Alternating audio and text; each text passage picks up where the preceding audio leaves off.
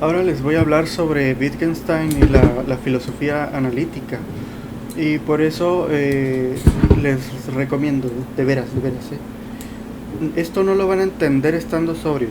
Tienen que ir a su cocina, vayan ahí, saquen un tequila o algo y luego vuelven.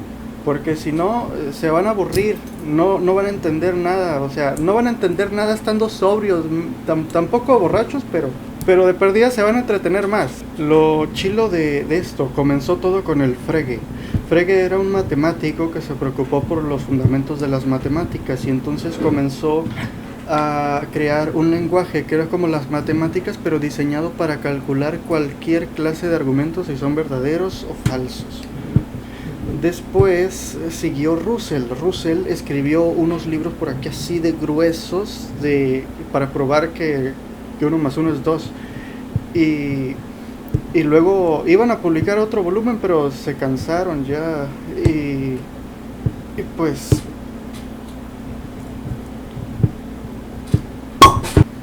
después, pues Russell le enseñó a Wittgenstein. Wittgenstein escribió esta preciosura, es uno de mis libros favoritos.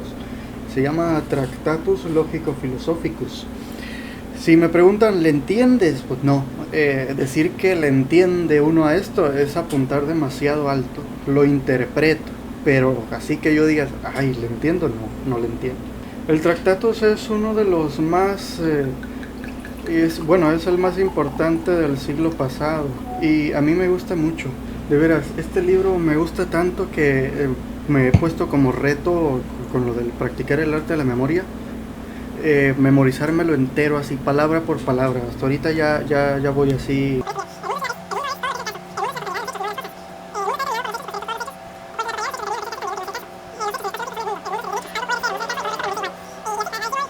Ese pedazo, ese fragmento, así como lo ven, no se entiende nada, ¿no? Es que, o sea, vean nada más el libro.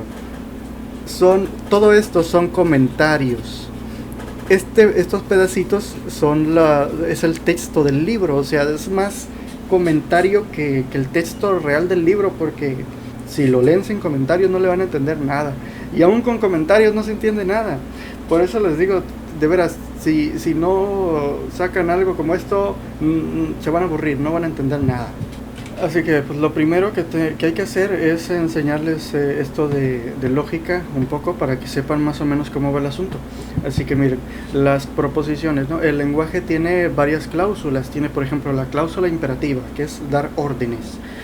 Otra es la cláusula exclamativa, que es expresar lo que uno siente. También está la desiderativa, como expresar deseos. La dubitativa, expresar dudas. Pero sí, pues el punto es que las proposiciones siempre son de cláusula descriptiva, o sea, se refieren a describir el mundo.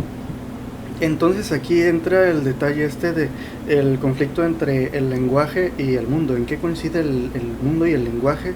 Si es que coinciden en algo y en qué no. Entonces las proposiciones están compuestas por átomos. Por ejemplo, en esta, si le das dinero a un perico, entonces el perico bailará. Los átomos son, le das dinero al perico y el perico baila. Entonces así se expresa. Esta flechita significa si D, entonces P. Entonces, si le das dinero al perico, suceden las dos cosas. O sea, es verdad que le das dinero, es verdad que el perico baila. Entonces es verdad que si le das el dinero, el perico baila. Luego, si no le das dinero y el perico baila, entonces es verdad, sigue siendo verdad, porque el perico puede ponerse a bailar por otros motivos, no nada más porque les des dinero. Puede que esté feliz, puede que le haya pasado algo bueno, no sé, que sí se va a jubilar. Otra es, si le das dinero al perico, pero el perico no baila, entonces ahí sí la afirmación es falsa. Y si no le das dinero al perico y el perico no baila, entonces es verdad, porque pues no está bailando porque no le diste dinero. Entonces así es como funciona la lógica. Estos son los átomos y esta es la proposición compuesta. Y acá es como funcionan todas estas cosas de la lógica. Son tablas de valores de verdad. Este signo de aquí significa no. Entonces, si decimos que P es verdadero, no P será falso. Y si P es falso, entonces no P será verdadero. El conjuntor es este triángulo así, significa y. será verdadero únicamente cuando los dos sean verdaderos. P y Q, pues entonces será verdad solamente cuando los dos se presenten al mismo tiempo. Esto es importante, por ejemplo, si tú estudias algo que tenga que ver con las matemáticas o algo que tenga que ver con la programación. Todo esto está dentro de los celulares, de las computadoras, todo. Por eso la filosofía analítica está chila, porque ha servido para todo esto. Esto está en el fondo de todos los procesadores. Esto es un disyuntor inclusivo. Significa que o P o Q. Por ejemplo, imagínate que en una oferta de trabajo te dicen, para esta oferta de trabajo tienes que saber inglés o francés. En este caso, si sabes inglés pero no francés, igual te contratan. Si no sabes inglés pero sí francés, entonces igual te contratan. Y si sabes los dos, pues obviamente te contratan igual. Solamente será falso cuando no sepas ni uno ni otro. El disyuntor exclusivo es esto de aquí. Será verdadero únicamente cuando uno sea verdadero y el otro falso. Luego el implicador es la flechita, significa si P, entonces Q. Será falso únicamente cuando la consecuencia sea falsa. Y luego el bicondicional o coimplicador. Este será verdadero cuando los dos sean verdaderos o los dos sean falsos. Entonces, todas las proposiciones tienen que tener una figura que va a coincidir o no con la realidad. Las proposiciones se pueden expresar en diferentes lenguajes. Este es el detalle. Por eso usamos estos símbolos, porque hay idiomas en los que no existe la palabra que necesitamos para expresarnos de manera específica. Por ejemplo, creo que hay un idioma en África en el que no dicen y, sino que dicen esto o esto, y así. Por ejemplo, en el español nosotros decimos tal cosa o esta, y no tenemos un o que sea para disyuntor inclusivo y otro que sea para disyuntor exclusivo. Nuestro o siempre se entiende como un disyuntor inclusivo, pero en el latín está la diferencia entre well y out, que son uno es disyuntor inclusivo y el otro exclusivo. Pues entonces hay lenguajes en los que se pueden expresar unas cosas sí y otras no. Este es un tema muy importante, porque imagínense si han leído George Orwell, el de 1984, ahí le quitan palabras al idioma. Y es que imagínate un lenguaje en el que no existiera la palabra tristeza, o un lenguaje en el que no existiera la palabra enojo o la palabra rebeldía. Entonces, quitarle palabras al lenguaje nos impide pensar ciertas cosas. Entonces hay cosas que se pueden pensar más fácil en un idioma que en otro. Por ejemplo, las matemáticas. Antes no había las matemáticas así como las tenemos ahora. Las matemáticas se decían verbalmente, así que en nuestro idioma, así tal cual. Entonces era difícil pensar con las matemáticas, porque el lenguaje verbal está más orientado a otras cosas. En cambio, el lenguaje de las matemáticas está más especializado para las matemáticas. Es algo parecido a los lenguajes de programación. Hay unos que están enfocados más en cosas de internet, otros que están más enfocados en otras cosas. Y el caso es que hay ciertas ideas que son más fáciles de desarrollar o de pensar en un idioma que en otro. Entonces, mientras más desarrollado está un idioma, mientras más palabras tiene, más posibilidades tiene de pensar cosas distintas. Por eso dice el Wittgenstein en una parte, los límites de mi mundo son los límites de mi lenguaje. Entonces, la cosa es así: cuantas más palabras tengas en tu vocabulario, más capaz eres de percibir el mundo y más capaz eres de reaccionar a él de manera apropiada. Mientras que si conoces muy pocas palabras, entonces eres menos capaz de percibir y de reaccionar de manera apropiada. Por eso, ya se me olvidó que les decía, pero este es el asunto. Una proposición puede o no coincidir con la realidad. Entonces la figura es lo que es general, sería general a todos los lenguajes y que coincidiría o no con la realidad. Entonces, cuando una proposición sí coincide con la realidad, supongamos que esta es la que coincide con la realidad en este caso, pues decimos que este es el caso. Así se dice, es el caso. Así lo dice el Wittgenstein. Entonces, haz de cuenta que todos estos son posibilidades que pueden o no ser el caso. si coinciden o no con la realidad. El tema este de cosas así como de, es que entre la percepción, entre la realidad y nosotros está la percepción y que por eso nunca tenemos contacto directo con la realidad. Esas son chingaderas del Kant, o sea, para hacerse ideas, para quedarse pensando un rato, puede servir, pero así a la realidad, si ustedes, cualquier cosa que estudien, eso no sirve para nada. Si ustedes practican alguna ciencia, eso no sirve para nada. Esas cosas del Kant no sirven. Así que esto es así.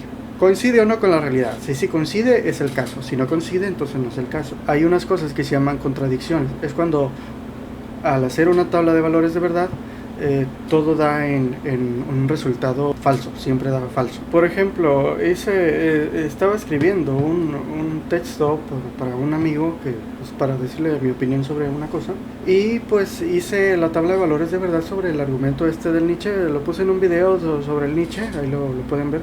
Esta es la tabla de valores de verdad. Pueden ver aquí al final, todo da en falso, pero el detalle es esto, ¿no? Hay contradicciones, que es en la que el mismo argumento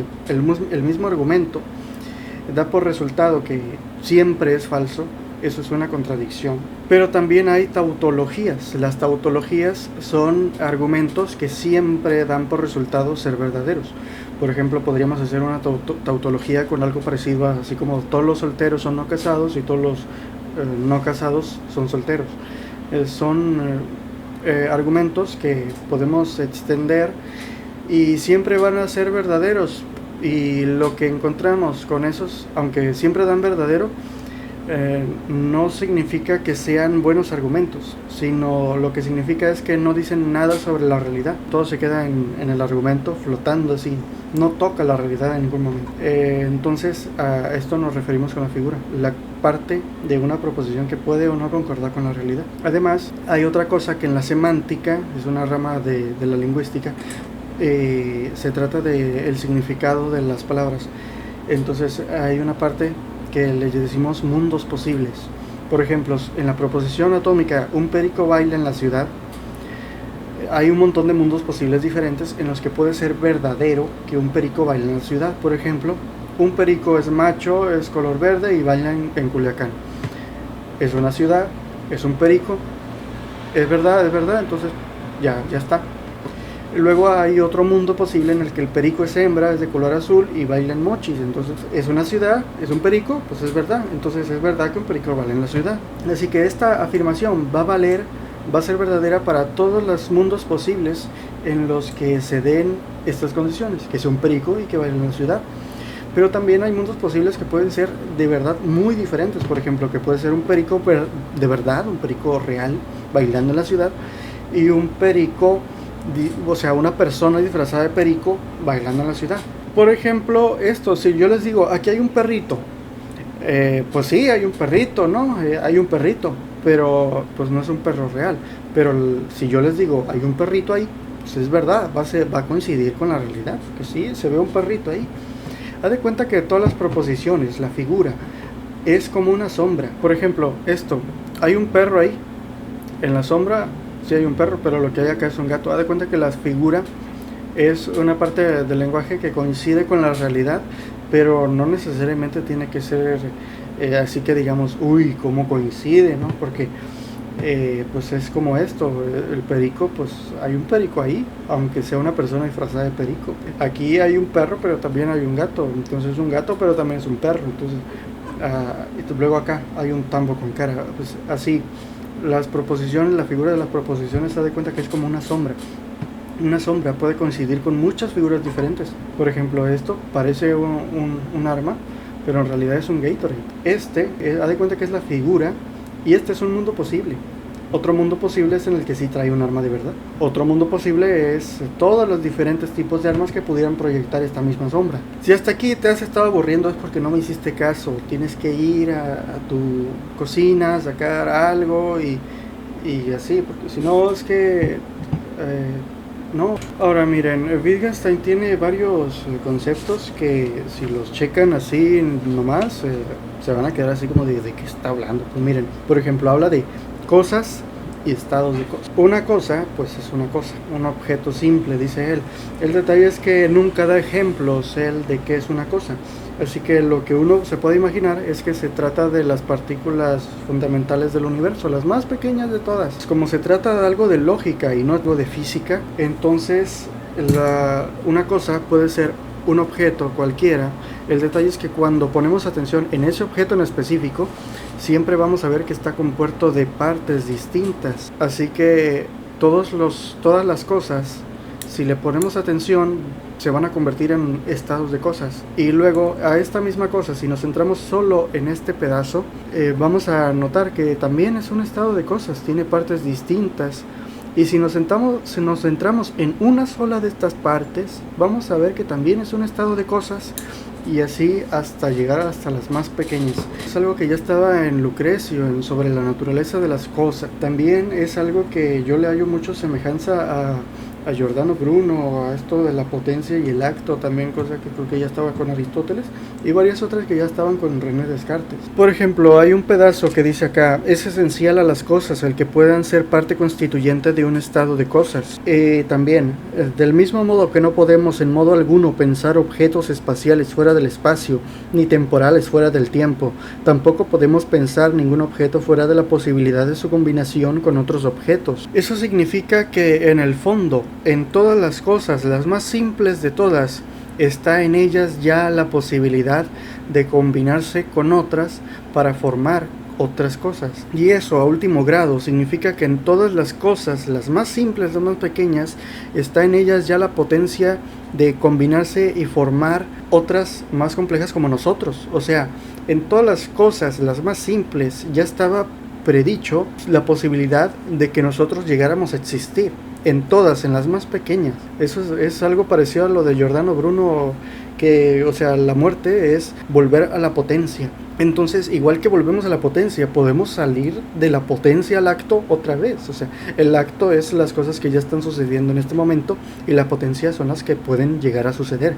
Entonces, en todas las cosas sencillas está ya la potencia de que se pueden formar en otras. Entonces, haz de cuenta que las personas que ya han fallecido pueden volver al acto en cualquier momento. O sea, está ahí ya la posibilidad, pueden volver a existir. Es una cosa así con la que uno se puede mal viajar. Imagínate que te mueres y dentro de 8000 años apareces otra vez así, no sé, en algún hoyo. Además, la parte inicial del texto dice: el mundo es todo lo que es el caso. Eso significa que nuestro mundo, ¿no?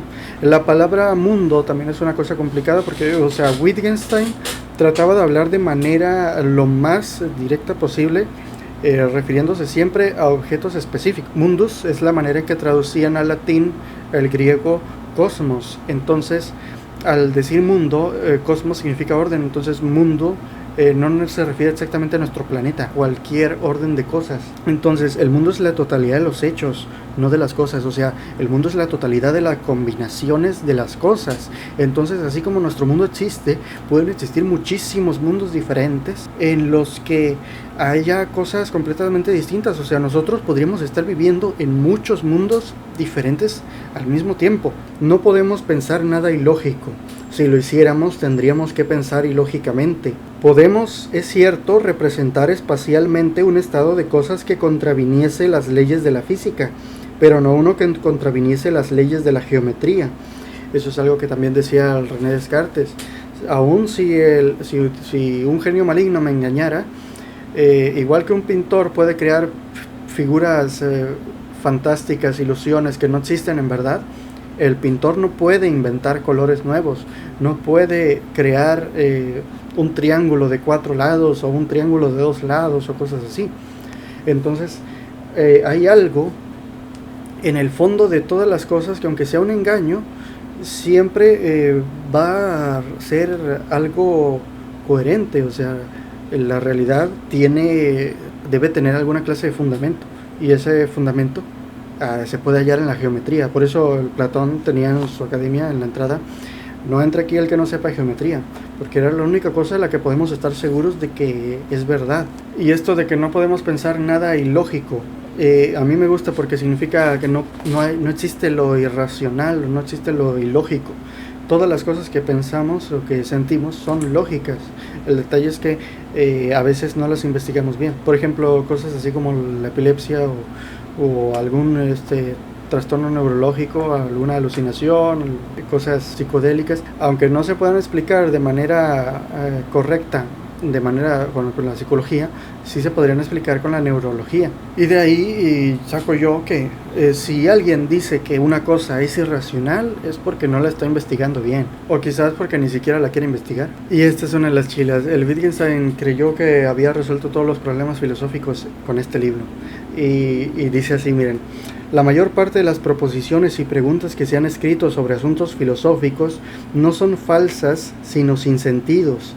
Es por ello por lo que no podemos en absoluto responder a preguntas de ese tipo, sino solo constatar que se trata de sinsentidos.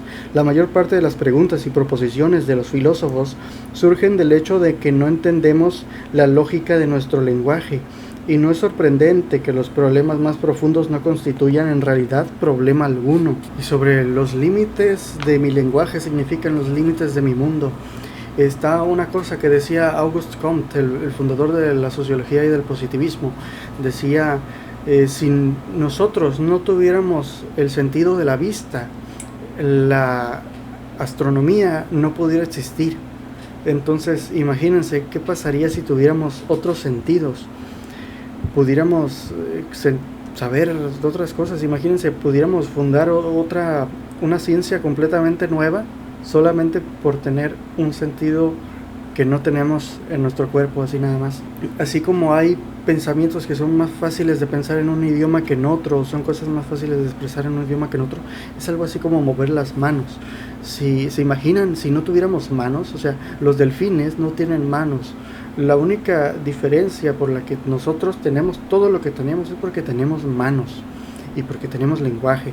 Si no tuviéramos manos y lenguaje, seríamos cualquier otro animal. Todo lo que tenemos es porque tenemos manos y lenguaje, porque sin el lenguaje no pudiéramos ponernos de acuerdo y transmitir los conocimientos a los que siguen, y sin manos no podríamos realizar las acciones necesarias para comprobar esos conocimientos y para crear cosas nuevas. Entonces se da cuenta que el lenguaje, así como hay flexiones, o sea, hay unas cosas en el lenguaje que se llaman sincategoremas. Los sincategoremas son palabras como y, o, para, entonces, para, por y así. Hay idiomas en los que no existen, como les digo, en el español tenemos o inclusiva siempre, pero en el latín hay o inclusiva y exclusiva. Entonces, haz de cuenta que es como si tuvieran un dedo extra o algo así. Pues hay diferentes maneras de relacionarse con el mundo. Por eso hay que leer, porque si uno lee, tiene más capacidad de percibir el ambiente y reaccionar a él. Otra cosa es que dice: yo soy mi mundo, el microcosmos. O sea, esto dice: el sujeto que piensa que tiene representaciones no existe. Ciertamente el sujeto no pertenece al mundo, sino que es más bien un límite del mundo. Esto es porque, así como el ojo, ¿no? Con el ojo nosotros vemos, pero nada en lo que vemos nos permite inferir que lo que ve es un ojo. O sea, ahorita a nuestros días pudiera ser una cámara, pudiera ser una pantalla en la computadora. O sea, no sabemos. Nada en lo que vemos nos permite inferir qué cosa es la que está viendo. El que nosotros nos consideremos que existimos, que vemos todas las cosas, que sentimos, que nos movemos, nada en lo que vivimos nos permite inferir que en realidad somos nosotros los que en realidad existen. Imagínense, ¿qué pasaría si fueras a un cine en el futuro y te pusieras un casco que le da toques eléctricos a tu cerebro, y entonces todo lo que ves, sientes y piensas son secuencias eléctricas que te está transmitiendo ese casco? Entonces es algo así como una película, pero no es nada más la vista. Todo lo que sientes es algo que te está transmitiendo ese casco. Entonces, ¿realmente tú sientes tu vida o es solamente una secuencia de toques eléctricos en un casco? ¿O qué? Pues, o sea. Y otra cosa, una de las más chilas es esta: todas las proposiciones tienen igual valor. El sentido del mundo tiene que residir fuera de él. En el mundo todo es como es y todo sucede como sucede. No hay en él valor alguno, y si lo hubiera, no tendría ningún valor. Si hay algún valor que tenga valor, tiene que residir fuera de todo lo que sucede y de todo lo que es de esta y aquella manera, pues todo lo que sucede y todo lo que es de esta y aquella manera es accidental. O sea, nuestro mundo es una de las posibilidades de muchísimos mundos diferentes. O sea, nuestro mundo es lo que es el caso, pero en otros mundos sería el caso otra cosa distinta. Entonces, nada en el mundo de lo que vemos nos permite suponer que una cosa debería ser de un modo o de otro. O sea, las ideas que nosotros nos formamos de el mundo debería ser pacífico, el mundo debería ser así y así y así, y todos deberían comportarse de esta manera y desde aquella otra. Cualquier cosa que digamos no tiene más valor que cualquier otra cosa que otro diga. Entonces, si tú dices hay que comportarnos de este modo y otro dice que hay que comportarnos de modo diferente, nada nos permite suponer o concluir que uno tiene más razón que el otro. Entonces todas las ideas que tenemos éticas son cosas que trascienden el mundo. O sea, es como por ejemplo una mesa, si vemos una mesa así nada más sola y nunca viéramos ningún otro objeto más que una mesa, nada en la mesa nos permitiría suponer que para qué sirve. O sea, su función es poner cosas encima de ella, pero solo sabemos que su función es esa cuando hay otro objeto que ponemos encima de ella.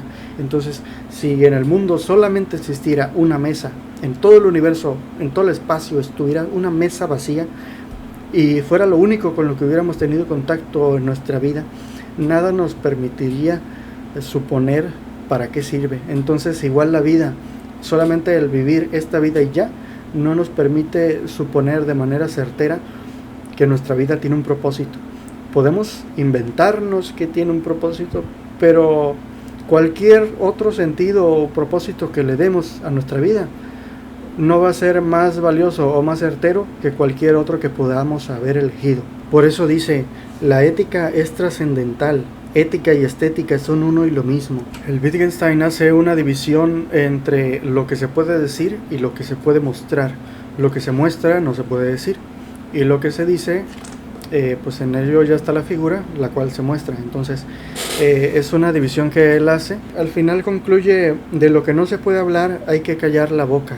O sea, de las cosas, por ejemplo, al decir robar es malo, en realidad no estamos haciendo una proposición, estamos solamente exclamando que nosotros sentimos que es así, pero nada en el mundo nos permite saber o concluir que es verdad lo que estamos diciendo.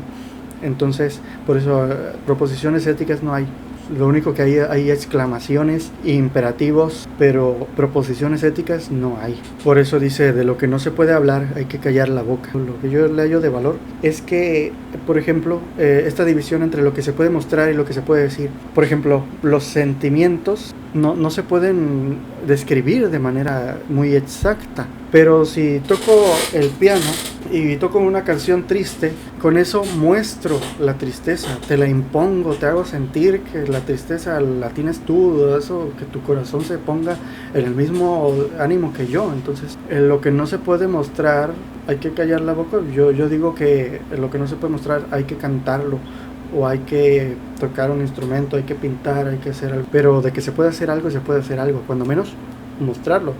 Además, este detalle del lenguaje, puede que haya ideas que no se pueden expresar de manera muy precisa en un idioma o en un lenguaje, pero podemos inventar palabras, podemos inventar nuevos lenguajes para ir rascando las cosas que no se pueden decir hasta lograr decirlas. Y por eso me gusta mucho el Wittgenstein. Está muy chilo porque se da cuenta que la lógica es una especie de mundo que contiene todos los mundos posibles, porque hay una parte en la que dice todos los hechos, todas las posibilidades son sus hechos. Entonces se da cuenta que es una especie de mundo que contiene todos los mundos. Imagínense una especie de universo en el que pueden entrar y de ahí entrar a cualquier otro universo de todos los posibles. Estaría genial. Por ejemplo, imagínense un mundo en el que los árboles flotan. ¿Qué estás viendo? ¿Qué estás viendo? O sea, hay... no necesariamente tiene que ser un mundo igual al nuestro, pues. Entonces, así como haz de cuenta que todas las obras de arte, todos los videojuegos, las películas, las novelas, las obras de teatro, todo son diferentes mundos en los que se conectan con el nuestro. Entonces, o sea, imagínense, esta vaca, tal vez su vida, nada en su vida le permite inferir que está dentro de Minecraft. Entonces, ¿qué nos asegura que nuestra vida no está dentro de otra especie de mundo para el cual nosotros somos juguetes, así como los Sims? Y ahí parece expresar dolor. Me muestra que está sintiendo dolor. Nada más que yo, como vengo de otro mundo, finjo o creo que no siente dolor de verdad, pero lo está expresando. Siente dolor.